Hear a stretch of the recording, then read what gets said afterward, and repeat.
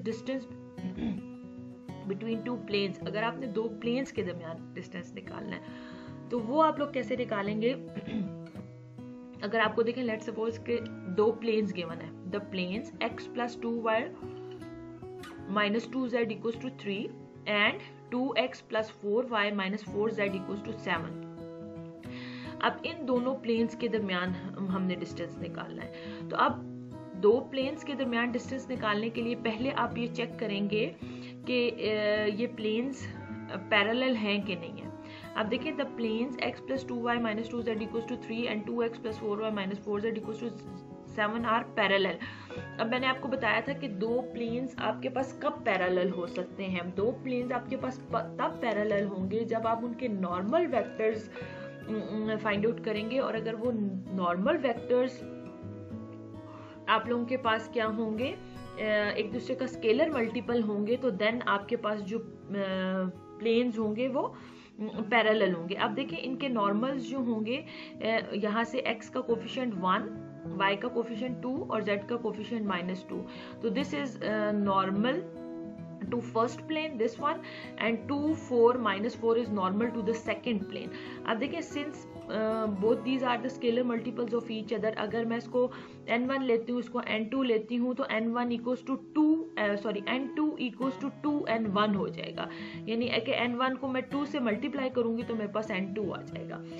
तो since the vectors are parallel, it means that के हमारे प्लेन्स भी जो होंगे पैरेलल होंगे। अगर आपके प्लेन्स पैरेलल हैं तो then we can find the distance between these planes. ठीक है, अगर आप if we want to find the distance between two planes, अगर हमें दो प्लेन्स के दरमियान डिस्टेंस फाइंड आउट करना है तो हमने पहले ये कंडीशन देखी कि प्लेन्स को पैरेलल होना चाहिए। अब now these two planes are parallel because their normals are parallel vectors. और नॉर्मल्स पैरेलल वेक्टर्स कैसे होते हैं, मैं आपको पहले भी एक्सप्लेन कर चुकी हूँ कि आपने इसका नॉर्मल वेक्टर ले लेना है, फर्स्ट प्लेन का नॉर्मल वेक्टर ले लेना है, सेकंड प्लेन का नॉर्मल वेक्टर ले लेना है, और अगर ये दोनों एक दूसरे का स्केलर मल्टीपल्स होंगे तो नॉर्मल्स जो होंगे वो पैरेलल वेक्टर्स होंगे, और अगर नॉर्मल्स पैरेलल होंगे तो आपके जो गिवन प्लेन्स है वो पैरेलल होंगे। Now we want to find the distance between these planes. अब इन दो प्लेन्स के दरमियान डिस्टेंस हम कैसे निकाल सकते हैं, इसका प्रोसीजर ये है कि to find the distance d, set an arbitrary point in one of the planes setting y equals to z equals to 0 in x plus 2y minus 2z equals to 3 we obtain p0 3 0 0। अब देखिए, आपको दो planes की equation given है। इससे पहले हमने देखा है कि अगर आपको एक पॉइंट और एक प्लेन गिवन हो तो by using the formula we can find the distance between a point and the plane. अब वही चीज हम यहाँ यूज करेंगे कि किसी एक प्लेन से हम पॉइंट निकाल लेंगे और एक प्लेन की इक्वेशन को यूज कर लेंगे। जिस प्लेन में से हमने पॉइंट निकाला हुआ है, एक प्लेन में से पॉइंट निकालेंगे और दूसरे में उसको पुट करना है। ठीक है, जिस प्लेन से पॉइंट निकालेंगे उसमें उसको पुट नहीं करना। तो अब हम पहले करते हैं कि किसी in one of the planes, मैं पहले वाले प्लेन में से पॉइंट ले लेती हूँ। हम सेट कर देते हैं कि setting y equals to z equals to 0 in first plane जो है आपके पास x plus 2y minus 2z equals to 0, y और z को 0 रखेंगे तो x3 आ जाएगा। We obtain p0 3 0 0। नाउ अब एक पॉइंट आ गया और आपके पास एक ये सेकेंड वाला प्लेन आ गया। अब how can we find the distance between the point and the plane. अब इस पॉइंट को सेकेंड वाले प्लेन में पुट कर देना, x की जगह 3, y की जगह 0, z की जगह 0, और ये 7 जो होगा वो शिफ्ट हो जाएगा टुवर्ड्स दिस साइड और माइनस साइन के साथ शिफ्ट होगा। एब्सोल्यूट वैल्यू ले लेंगे, divided by 2 square, the value of a is 2, the value of b is 4 for the second plane, and the value of c is -4 for the second plane। -4 square under the root करेंगे तो the distance between two planes जो होगा वो आपके पास आ जाएगा 1/6। ठीक है, अगर हमने दो प्लेन्स के दरमियान डिस्टेंस निकालना है तो हम क्या करेंगे, सबसे पहले तो हमने ये देखना होगा कि प्लेन्स को पैरेलल होना चाहिए। अगर प्लेन्स पैरेलल हैं और प्लेन्स के पैरेलल होने का हमें कैसे पता चलेगा कि हमने दोनों के नॉर्मल वेक्टर्स लिख लेने हैं। नॉर्मल वेक्टर हम कैसे लिखते हैं, एक्स वाई जेड के जो कोफिशिएंट्स होते हैं वो ए बी सी होते हैं हमारे पास। तो दोनों प्लेन्स के नॉर्मल हम लोगों ने लिख लिए। नॉर्मल लिखने के बाद हमने देखना है कि वो दोनों एक दूसरे का स्केलर मल्टीपल हो। अगर स्केलर मल्टीपल हैं तो इसका मतलब है कि नॉर्मल्स जो हैं वो पैरेलल वेक्टर्स हैं। अगर नॉर्मल पैरेलल वेक्टर्स है तो this means that your planes are parallel.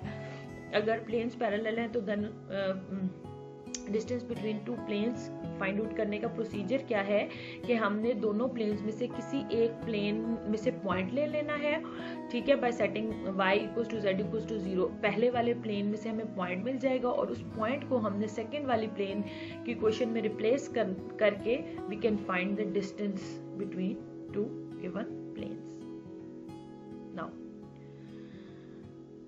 Now if you want to find the distance between two skew lines, ठीक है, अगर आपको दो स्क्यू लाइंस के माना, लेट्स सपोज एग्जांपल है L1 x equals to 1 plus 4t, y equals to 5 minus 4t, z equals to minus 1 plus 5t, sorry z equals to minus 1 plus 5t, and L2 equals to x equals to 2 plus 8t, y equals to 4 minus 3t, z equals to 5 plus t are the skew lines. ये हमारे पास दो जो हैं वो skew lines है हमारे पास, ठीक है, ये हमारे पास दो स्क्यू लाइंस आ रही हैं। तो अब इसमें क्या करना है, we just want to find the distance between these two skew lines. अब दो लाइंस स्क्यू लाइंस के दरमियान डिस्टेंस हमारे पास कैसे आएगा, अब देखें इसे, ये फिगर देखें आप। अब एक लाइन जो है वो प्लेन P1 के ऊपर है और दूसरी लाइन जो है वो प्लेन P2 के ऊपर है। Let P1 and P2 denote parallel planes. अब हमारे पास ये P1 और P2 जो है वो दो पैरेलल प्लेन्स है और P1 is containing the line L1 and P2 is containing the line L2, यानी कि P1 के ऊपर लाइन L1 है और P2 के ऊपर हमारे पास लाइन L2 है। Now basically the distance between the lines L1 and L2 is the distance between the points P1 and P2। हमने बेसिकली इन दो लाइंस के distance between the planes, sorry points नहीं है, ये प्लेन्स है, P1 and P2 are two planes, ठीक है। तो दो लाइंस के दरमियान जो डिस्टेंस होगा हमारे पास वो वही डिस्टेंस होगा जो दो प्लेन्स के दरमियान डिस्टेंस है, ठीक है। Distance between the line L1 and L2 is equal to the distance between the planes L1 and L2। P1 is the plane first plane and P2 is the second plane, ठीक है। हमारे पास L1 line जो है वो P1 plane के ऊपर है और L2 लाइन जो है वो हमारे पास P2 प्लेन के ऊपर है। और इन दोनों लाइंस का डिस्टेंस अगर हमने फाइंड आउट करना है तो बेसिकली हमें दोनों प्लेन्स के दरमियान का डिस्टेंस निकालना पड़ेगा। अभी हम लोगों ने देखा था कि दो प्लेन्स के दरमियान डिस्टेंस निकालने के लिए हमने क्या किया था, हमें एक पॉइंट की जरूरत थी और एक प्लेन की जरूरत थी। तो हमने एक प्लेन की इक्वेशन को यूज करते हुए पॉइंट लिख लिया था और दूसरे प्लेन में उस पॉइंट को हम लोगों ने सब्स्टिट्यूट किया था। अब देखिए यहाँ पे क्या प्रोसीजर है, find a point P1. For that, let us consider t equals to 0. L1 yields Q1 1 5 minus 1. अब देखिए यहाँ पे जो है, अगर मैं प्लेन P1 को देखती हूँ तो वैसे भी अगर आपको लाइन की इक्वेशन से भी अगर आप देखना चाहें तो यहाँ से देखिए इसका जो पॉइंट होता है ये आपका x equals to x not होता है, y equals to y not होता है, x equals to x not plus at, y equals to y not plus bt, z equals to z not plus ct। तो आपके पास 1 5 और minus 1 जो होगा वो P1 के ऊपर पॉइंट आएगा जो L1 का पॉइंट है। और अगर यहाँ से मैं T0 भी सब्स्टिट्यूट कर देती हूँ, T0 तो हमें पॉइंट मिल जाएगा 1 5 और माइनस 1 जो कि किसके ऊपर होगा, प्लेन P1 के ऊपर होगा, ठीक है। For find a point P1, for that let us substitute t equals to 0. L1 yields Q1 equals to 1 5 minus 1। अभी मैंने आपको बताया था कि जो भी लाइन आपको गिवन होगी वहां से आप ये पॉइंट लिख सकते हैं और by substituting the value of t equals to 0 भी आप इसको लिख सकते हैं। तो जो plane find a fixed point in plane first plane यानी कि P1 जो है हमारे पास, let us substitute t equals to 0, तो यहाँ से आपको मिल जाएगा। नेक्स्ट स्टेप क्या है, अब देखें एक प्लेन से हमें पॉइंट मिल गया है ये वाला, ठीक है। अब जो दूसरा प्लेन है वहां से हम लोगों को for the next step find an equation of the plane P2। अब हमें दूसरे पॉइंट जो है वो हमने P1 का ले लिया, ठीक है। ये यहां से P1 से मुझे पॉइंट मिल गया है 1 5 -1। अब मुझे एक पॉइंट तो मिल गया, अब मुझे दूसरे प्लेन की इक्वेशन चाहिए। अब प्लेन जो है वो प्लेन की जो इक्वेशन होगी वो P2 की होगी, ठीक है। Next step is find an equation of the plane P2। For that take a vector U1 4 -4 and 5 is parallel to L1 and therefore also parallel to planes P1 and P2. Similarly U2 जो होगा वो 8 -3 1 जो होगा वो parallel होगा line L2 के and therefore it is also parallel to the planes P1 and P2। अब देखें यहां से जो यहां से P1 का वेक्टर है वो आपके पास आ जाएगा 4 -4 और 5, और जो L2 का है वो आ जाएगा 8 -3 और 1। यही दो वेक्टर्स यहाँ पे लिखे हुए 4 -4 और 5 is parallel to L1 and therefore also parallel to plane P1 and P2. Similarly U2 8 -3 1 is parallel to line L2 and therefore also parallel to the planes P1 and P2। अब देखिए अगर आपको दो वेक्टर्स गिवन है और आपने, अब देखिए आपको किसी भी प्लेन की इक्वेशन को फाइंड आउट करने के लिए उस प्लेन के ऊपर एक पॉइंट की जरूरत होती है और एक उसके नॉर्मल वेक्टर की जरूरत होती है।